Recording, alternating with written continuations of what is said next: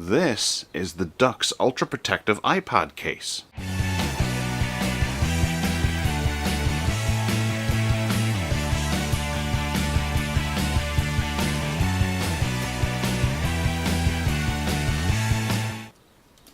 Alright, something very simple this week. We have the Dux iPad case. This is an educational focused case for your iPad that promises to be a little bit different, I'm hoping. So this is designed for it's available for all the new iPads, but this one in particular is for the iPad 2nd to 4th generation, because I have the 4th generation. And it's a pretty good looking case. It retails for around about between £40 and £50, and it comes in a variety of colours. There's I think there's black, and then a bluish, I think they call it midnight blue, and then red, and it simply just pulls out like that.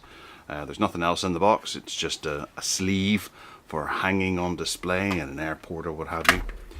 So here is the cover, and on the front we have a rather kind of a nice texturized finish to it. It's like a polyurethane cover, and it has a few unique features about it. We've got the logo down here in the corner, and then we've got some almost rubberized edging along here. Do excuse the dog if you can hear the dog barking in the background. I have to open the windows because it's roasting today.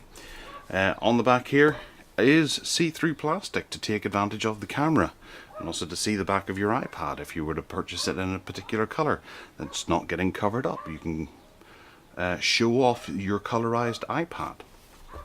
So there's a magnetic. Someone is doing their gardening outside and the dog is going ballistic. There's a magnetic clasp that goes around here. Inside we have some protective stuff, and then we have, you can see here, there's protector over this. It's somewhat waterproof and splash proof. I wouldn't say go throwing it into a pool, because this doesn't look to be a particularly good connection for establishing waterproofness. But we'll take this out and slip in an iPad and see how it looks. Ooh, that was satisfying. Down there we have a little grill for the speaker. We also have an inlet for the power connector, which I suppose is quite large whenever you consider it's lightning. Oh, right, there's another one on this side as well, is there? And then up top we have a point for pressing. There's not much movement in it, which is, some may prefer that. And then we have a hole for the headphone jack and the microphone. Yeah, there's little feet here as well that prevent this from sitting flush with the table, so it sits up a bit. And we'll fire in the iPad, and it doesn't fit. It would appear I don't know what model of iPad I have. This must be the one after the 4th gen, because we have a very large gap here. I suppose this is for a 30-pin connector. Right. Okay, well, you get the idea. There is the iPad in place. We close her up, and the camera hole would be there, and you can see the back of the iPad. So it's somewhat ill-fitting. And our volume buttons on the side aren't obviously going to work, and you've got your silence rocker there as well. So that's a bit disappointing. I wish I had looked into that. It's really difficult to work out which generation your iPad is.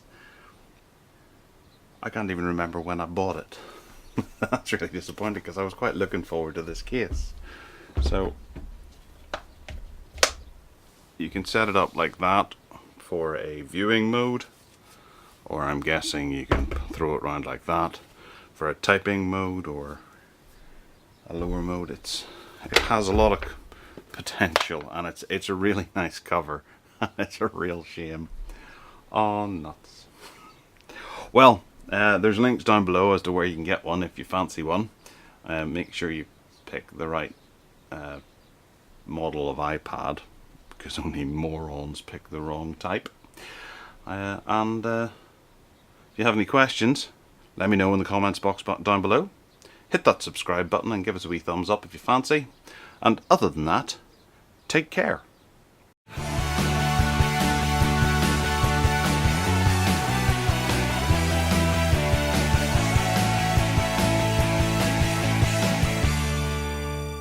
Huh. I have the iPad Air. Huh. And dirty nails. Who knew?